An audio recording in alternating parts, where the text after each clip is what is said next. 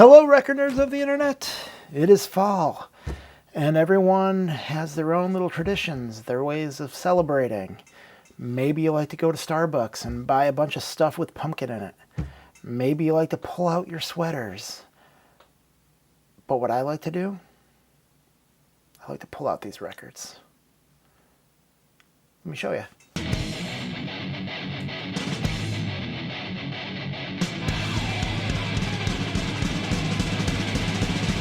6 in the morning.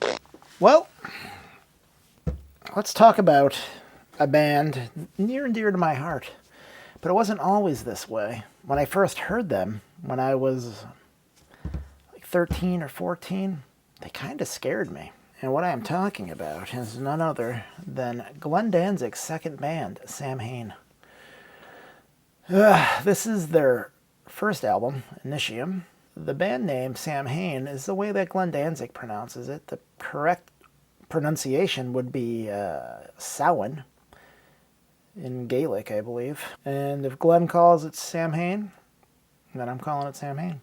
This begins the use of the Danzig skull, which Glenn Danzig co-opted from a comic book, and not a good comic book, which I will picture here. I actually have a copy, but it's buried in my comic book somewhere, and I don't feel like getting it because it'll be a real pain in the butt. I don't know if you've ever picked up a long box filled with comic books, or 10 of them, to try to find a comic book you're looking for, but it's impossible. This is their first record. This is Glenn's band after the Misfits broke up. And pictured here is Glenn in the middle, pre-nose job, maybe post-steroids, I don't know. This is Steve Zing, the drummer, and that is Eerie Von, the bass player. You might notice that there is a absence of a guitar player. Let's talk about that. The reason there's no guitar player is that Glenn Danzig plays guitar on most of these songs, but if you look right down here at the fine print, Lyle Preslar of Minor Threat fame plays guitar on 4 of these songs. So that's cool. He and Brian Baker were supposed to be in this band with Glenn. It was supposed to be like a punk rock supergroup. Brian Baker quickly left the band. I don't even know if he ever practiced with him. Lyle stuck with the band. I think he played the first show, and then supposedly, I think according to Glenn, he was getting made fun of by his DC buddies for being in a Glenn Danzig band. There's also, I believe Lyle maybe said that Glenn didn't like that he showed up to play the show in khakis, so they fired him. I don't know. I don't know what to believe. But not only is this a knockoff of a comic book, but the font, the Danzig, and subsequently Samhain font, or Samhain font, subsequently Danzig font, was taken from a movie called, I think, The Giant Gila Monster, the movie poster. I'll show that here too. So, when I first heard this back in like 1989, I didn't like it. It scared me.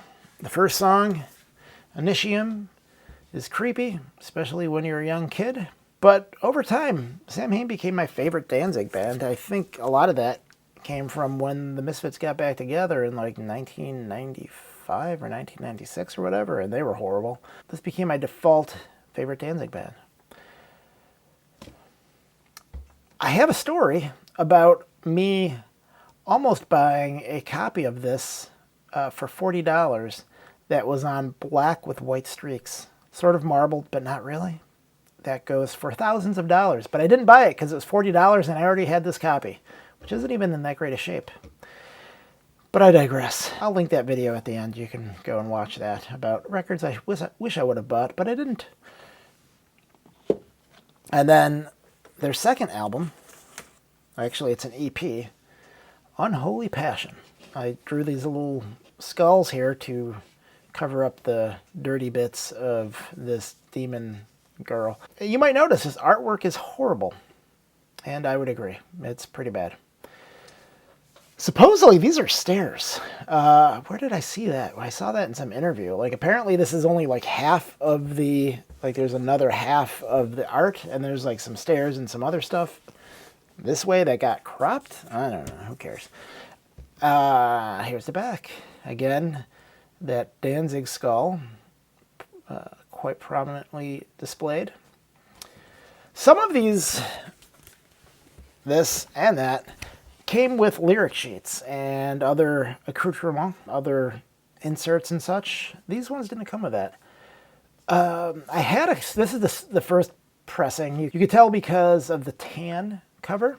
The second one had a maroon cover. I had a maroon cover one in the 90s that my friend wanted to trade, and I didn't want to trade it, and he demanded I trade it with him, and he kept giving me more records, and eventually I just wanted to leave his house. He wouldn't let me leave. He trapped me there for 5 hours.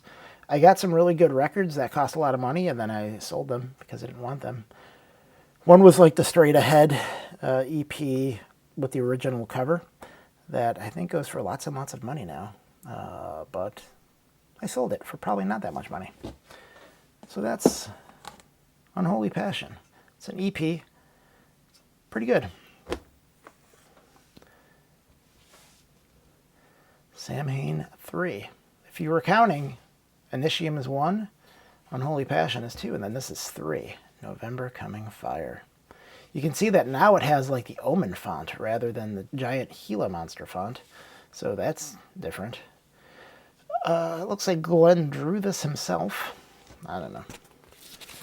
And then there's some creepy photos on the back. Very creepy. Look at how scary Glenn looks, all roided up with his tattoos.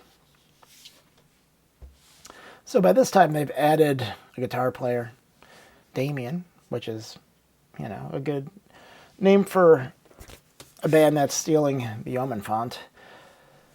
So I thought that I didn't have an insert with this one either, and I was looking the other day, and alas, it has an insert. I don't know how I missed this. I only owned this record for about 25 years, but it has the lyric sheet, and it folds open. There's nothing on this, but you have more creepy pictures. Oh yeah, more creepy pictures.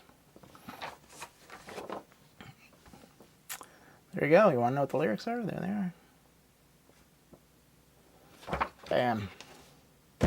I should say, in case it wasn't clear, these are all original pressings. A couple of years ago, you may have seen a bunch of represses of these. I believe they're bootlegs, but they look very good. Someone on some Misfits Facebook page had made some comment a while back about that, hey, these actually look less like bootlegs and more like legit pressings. And they kind of wondered, are these actually pressed by Glenn Danzig? And Eerie Von, the bass player of Samhain and then Danzig, chimed in and said something like, maybe. I don't know what that means, Eerie. Be more specific. Are they? Are they not? Are they real? Are they fake?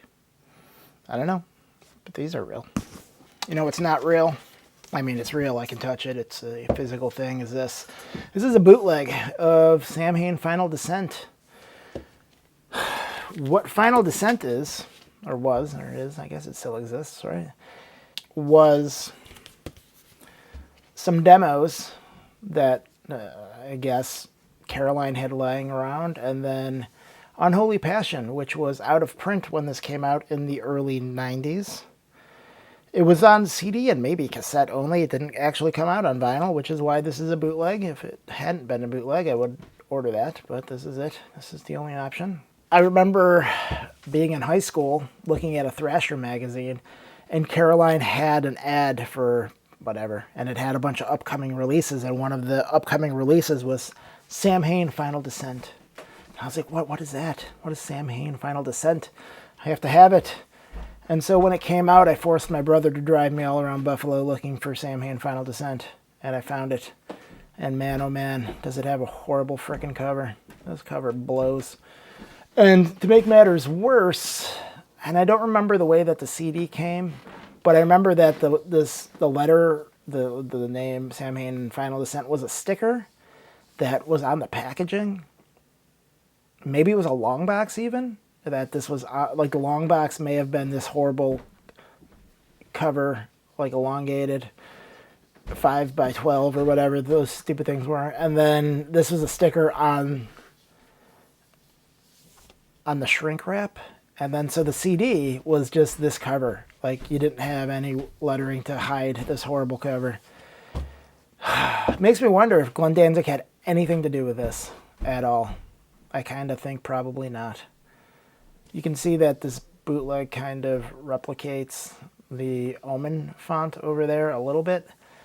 Man, it's bad.